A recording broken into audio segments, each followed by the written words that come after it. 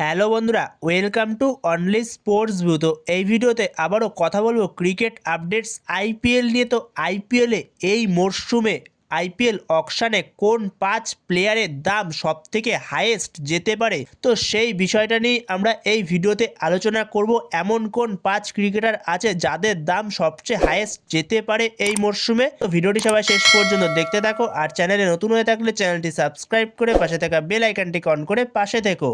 তো সেখানে টপ 5-এ যেই প্লেয়ারটাকে রাখবো তার নাম হলো ভেঙ্কটেশ আয়ার। তো ভেঙ্কটেশ আয়ারকে টপ 5-এ রাখছি, যেখানে ভেঙ্কটেশ আয়ারকে একজন ভার্সেটাইল প্লেয়ার বলা যেতেই পারে। যেখানে ভেঙ্কটেশ আয়ার ওপেনিংয়ে নেমে দারুণ ব্যাটিং করে এবং তার পাশাপাশি ওপেনিংয়ের পাশাপাশি তাকে মিডল অর্ডারেও ইউজ করতে পারে, এমনকি ফিনিশিংয়ের কাজটাও তাকে দিয়ে করানো যেতে পারে। তো ভেঙ্কটেশ আয়ার সে অনেকগুলো পজিশনেই খেলতে পারে। তো সেই জায়গাতে ভেঙ্কটেশ আয়ারের একটা মরশুম খারাপ গেছে বলে যে প্রত্যেকটা মরশুমই খারাপ যাবে এমন কোনো কথা নেই। যেখানে ভেঙ্কটেশ আয়ারের হয়তো আগের মরশুমটা একটা খারাপ মরশুম গেছে, কিন্তু ভেঙ্কটেশ আয়ারের কোয়ালিটি নিয়ে কোনো সন্দেহ নেই। যেখানে যথেষ্ট ভালো কোয়ালিটিফুল একজন ব্যাটসম্যান, একজন অলরাউন্ডার। যেখানে ভেঙ্কটেশ আয়ারের জন্য শুধুমাত্র কলকাতা নাইট রাইডার্স না, কলকাতা নাইট রাইডার্স তো তাকে ফেরানোর আবার চেষ্টা করবে অকশান থেকে। তো তার পাশাপাশি রয়্যাল চ্যালেঞ্জার্স ব্যাঙ্গালোর তারা আবারও বিট করবে ভেঙ্কটেশ আয়ারের জন্য, কারণ আরসিবি টিমে ভেঙ্কটেশ আয়ারের মতো একটা প্লেয়ার দরকার, নির্ভরযোগ্য প্লেয়ার। যেখানে আরসিবির টিমে দেবদূত পাটিকাল রয়েছে। দেবদূত পাটিকাল আগের মরশুমটা হয়তো খুবই ভালো খেলেছে, কিন্তু দেবদূত পাটিকাল বা রজত পাটিদারের সেরকম কোনো ব্যাকআপ নেই আরসিবির কাছে।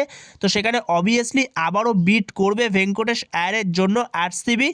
এছাড়া আরসিবির পাশাপাশি দিল্লি ক্যাপিটালসও বিট করতে পারে ভেঙ্কটেশ আয়ারের জন্য। তো সেখানে ভেঙ্কটেশ আয়ারের মিনিমাম দাম যেতে পারে 12-13 কোটিও দাম চলে যেতে পারে, 14 কোটিও চলে যেতে পারে। তো এরকমই যেতে পারে, 13-14 কোটির দাম যেতে পারে ভেঙ্কটেশ আয়ারে এই মিনি অকশানে।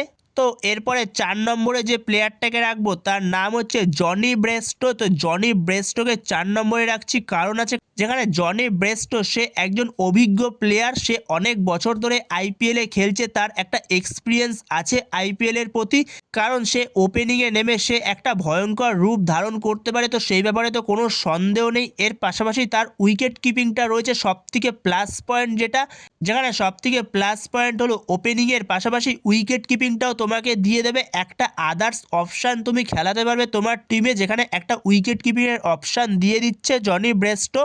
তো সেখানে জনি ব্রেস্টো তার দামও মিনিমাম 10-12 কোটি যেতে পারে। যেখানে মুম্বাই ইন্ডিয়ান্স আগের বার যখন শেষ মুহূর্তে জনি ব্রেস্টোকে 2-3টে ম্যাচের জন্য নিয়ে এসেছিল, তো সেই সময় সে দুরন্ত ব্যাটিং করেছিল। তো মুম্বাই ইন্ডিয়ান্সও জনি ব্রেস্টোর জন্য যেতে পারে, কিন্তু মুম্বাই ইন্ডিয়ান্সের কাছে যেহেতু খুব একটা ব্যালেন্স নেই, তো সেখানে জনি ব্রেস্টোর প্রতি মুম্বাই ইন্ডিয়ান্সের যাওয়াটা চাপ হয়ে যাবে। তো সেখানে জনি ব্রেস্টোর দামও মিনিমাম 10 কোটির ওপরে যেতে চলেছে।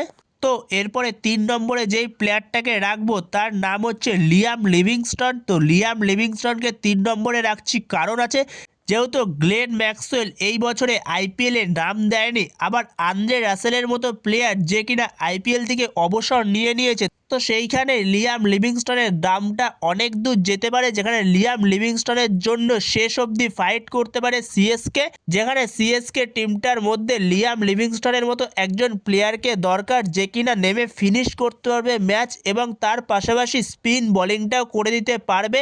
তো সেখানে সিএসকের জন্য একটা পারফেক্ট অপশান হবে এই লিয়াম লিভিংস্টন। তো লিয়াম লিভিংস্টনের জন্য আরও বেশ কিছু ফ্র্যাঞ্চাইজি বিট করতে পারে, যেখানে দিল্লি ক্যাপিটালসের মতো টিমও লিয়াম লিভিংস্টনের জন্য বিট করতে পারে, বা কেকেআরের মতো টিমও বিট চাইলে করতেই পারে লিয়াম লিভিংস্টনের জন্য। তো সেখানে লিয়াম লিভিংস্টনের দামও মিনিমাম ধরে রাখো 15 কোটির কাছাকাছি যেতে পারে, 14-15 কোটি। তো এরপরে 2 নম্বরে যেই প্লেয়ারটাকে রাখবো তার নাম হচ্ছে জেমি স্মিথ। বর্তমান সময় ইংল্যান্ড টিমের একজন ভরসাযোগ্য ওপেনার। তো ওপেনারের পাশাপাশি সে মিডিল অর্ডারেও ভালো ব্যাট করতে পারে, ফিনিশিংয়ের কাজটা চাইলেও তাকে দিয়ে করাতে পারবে। যেখানে জেমি স্মিথ সেও একজন দুর্দান্ত অ্যাটাকিং ওপেনার, যেও কিনা পাওয়ার প্লেটাকে সুন্দরভাবে ইউজ করতে পারে। এর পাশাপাশি সে তোমাকে উইকেট কিপিংয়ের অপশানটাও দিয়ে দেবে। এর পাশাপাশি সে তোমার প্ল্যানে অনেক বছর থাকবে, যেহেতু তার বয়সটা কম, তো তাকে দিয়ে তুমি অনেক বছরে প্ল্যান করতে পারবে। তো সেখানে এই জেমি স্মিথের দামও মিনিমাম 10-12 কোটির ওপরে যাবে ধরে রাখো।